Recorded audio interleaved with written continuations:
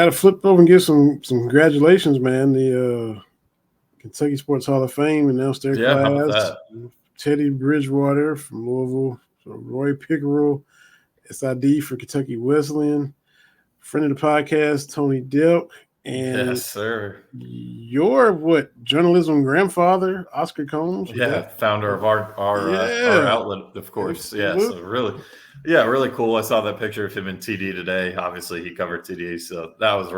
really cool to see. And happy for Oscar, happy for Tony, Teddy, all those guys. That's a great class, great group of people.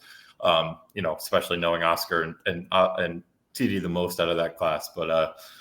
Really cool to see Tony and Oscar together there Yeah. today, and they both are more than deserving, probably overdue. So good stuff there. Yeah, that's what I was thinking. I'm like, man, how is Oscar not in? Yeah, right. From like decades ago, because to start sports coverage as we kind of know it. I mean, the first Sure. independent outlet to just cover a team, and he founded the Cat's Paws, covering Kentucky only subscriptions. You're getting your Cat's Paws in the mail, and it's just talking about the Cats. The whole thing devoted to Kentucky.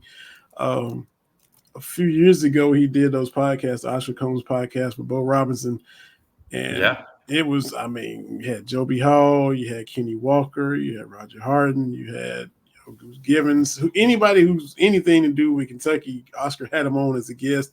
Went back and listened to all of those episodes of the podcast. I wish he was still doing, but the fact that before he started, which I didn't know it until I listened, before he started Cat's Paws, he actually owned the Tri-City News, the newspaper in my hometown, before I was born. And I knew he was from Hazard, which is right over the mountain, but then he's in Cumberland running the Tri-City News, then goes on to the Cat's Paws. I said, I did not know that about him until I listened to the podcast. But man, I think I tweeted him back and forth, and we talked about that. And he talked about some of the restaurants, like the Big Top restaurant he would go and eat at when he was living in Cumberland and stuff. And just it's a great dude. And just to be smart enough to do that, just an innovator, man, just absolutely unbelievable.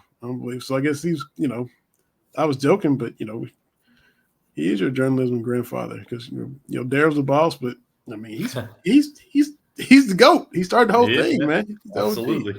Yeah, no doubt about it. So really cool day. Really cool day for those guys. I had to give him props.